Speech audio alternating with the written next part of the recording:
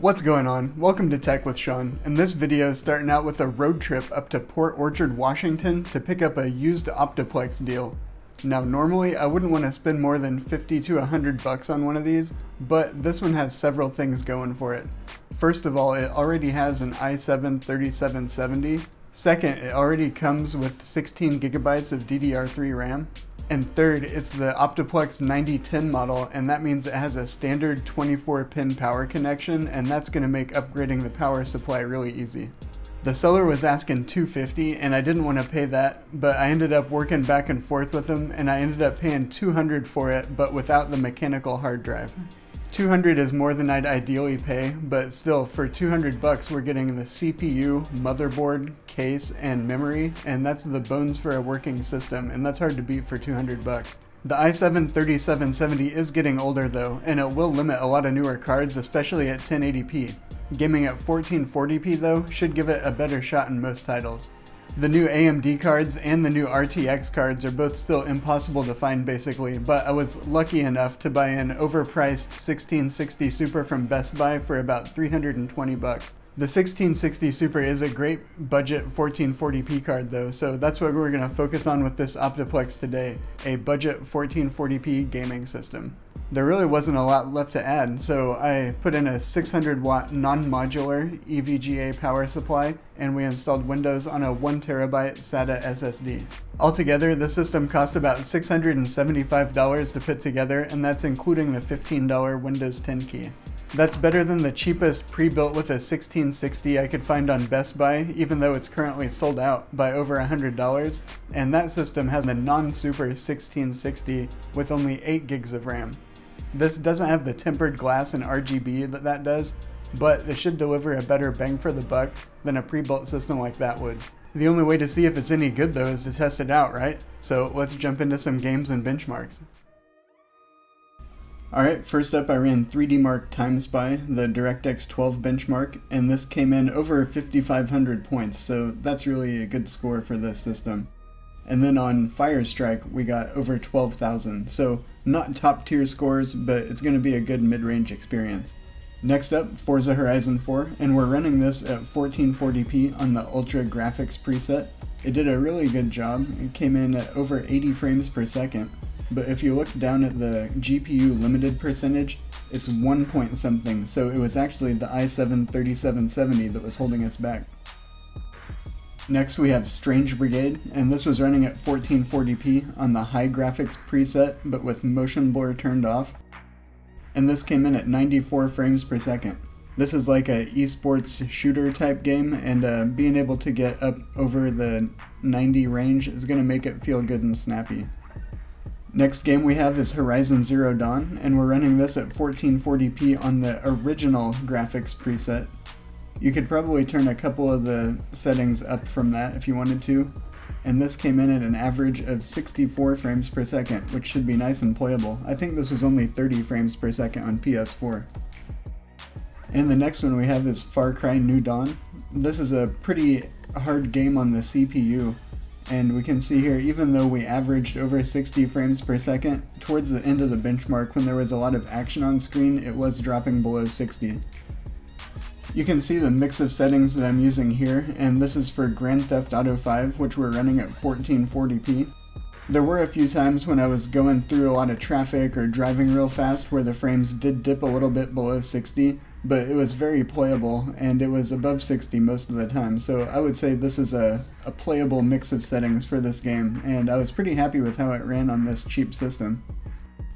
Next we have Call of Duty Warzone. You can see the mix of different settings that I'm running it at here, but it is 1440p, and I jumped into a bot match here because I'm terrible at this game, but it seemed to run okay. I thought it felt pretty good. There were no really major hitches, even if there were a couple of dips here and there, and I think this would probably be a pretty good system on which to play some Call of Duty. As long as I'm not on your team. The next one we got here, this is Skyrim Special Edition, and we're playing this on 1440p ultra settings, doing some deer archery, because you know, I'm a melee focused orc, so might as well do some archery, why not? I'll tell you what, it's way easier to get them with the bow and arrow than it is to chase them down with your mace though. Next we have the newly released Kingdom Hearts 3, and we're running this at 1440p on the high settings.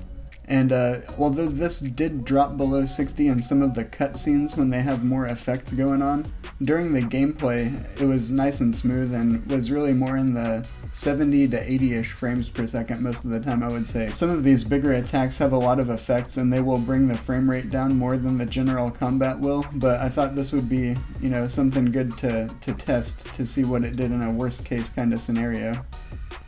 Next up is Dragon Quest XI-S, and this is again 1440p. We're running this on the highest graphics settings except the anti-alias setting I have set at 3 out of 6. And at 1440p this was more than playable. I was getting what seemed to be around 90 frames per second most of the time, which is really good for a turn-based RPG, and anybody I think would be happy playing this game on this setup.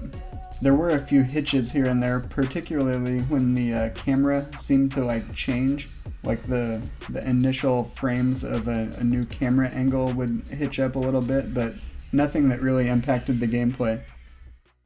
Next up, I ran Red Dead Redemption 2, and you can see here the mix of settings that we have it going at. This is the one game that I dropped to 1080p instead of 1440p. It would run at 1440p if I dropped the settings low enough, but I think the visual sacrifices you have to make is not worth it in this game.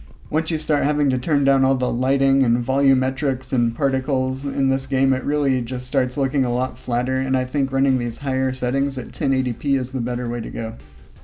And lastly, we have Cyberpunk 2077. Now this one we ran at 1440p, but we had to drop to 30 frames per second.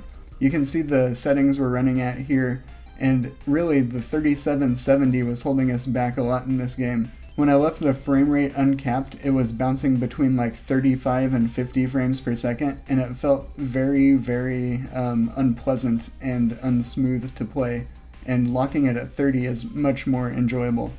There are still some times when the 3770 will drop from 30 frames per second, particularly when it's like loading in a new chunk of the city, I believe. But 99% of the time it runs fine, and when you're like on foot fighting people or engaging in some combat, it's not a problem at all. So I would say Cyberpunk's definitely playable at 1440p on this system, just not at 60 frames per second. So it may not look as good as a high-end PC would, but at 1440p, 30 frames per second solid, I think you'd have a better time playing it on this system than you would on, say, a PlayStation or an Xbox at this point in time. Well, this stealthy little Optiplex still packs a punch. The i7-3770 is a limiting factor, and in some games like Cyberpunk it did keep us from being able to hit 60 frames per second. But the 1660 Super was able to hang in almost all of the other games at 1440p.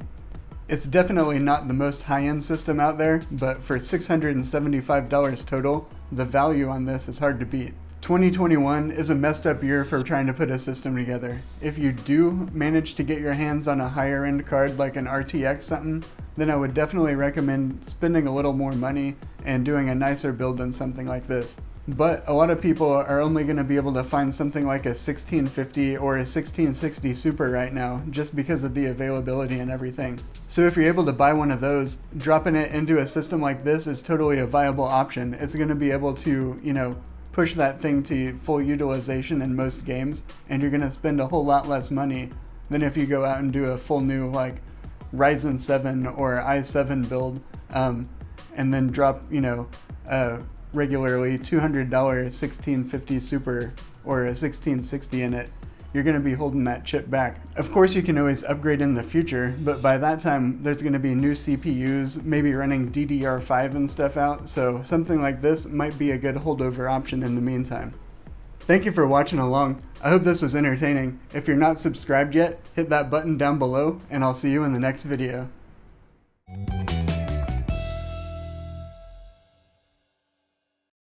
And that's including a $1,500 Windows key. Yikes.